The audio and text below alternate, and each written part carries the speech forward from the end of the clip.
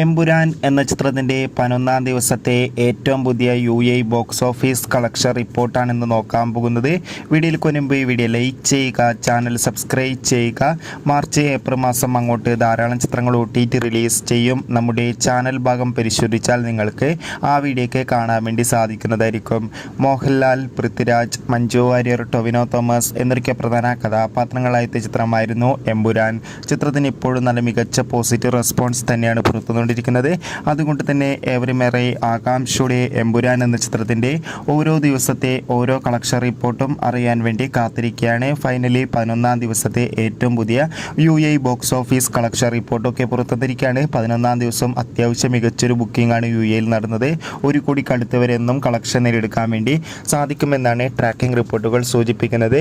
എന്തായാലും ചിത്രത്തിൻ്റെ കൂടുതൽ ബോക്സ് ഓഫീസ് കളക്ഷൻ റിപ്പോർട്ടിനായി കാത്തിരിക്കാം. ചിത്രം കണ്ടവരുടെ അഭിപ്രായം കമൻറ്റ് ചെയ്യുക. കൂടുതൽ സിനിമാ വാർത്തകൾ പെട്ടെന്ന് ലഭിക്കാൻ ചാനൽ ഇപ്പോൾ തന്നെ സബ്സ്ക്രൈബ് ചെയ്യൂ. അടുത്തൊരു വീഡിയോയിൽ കാണും വരെ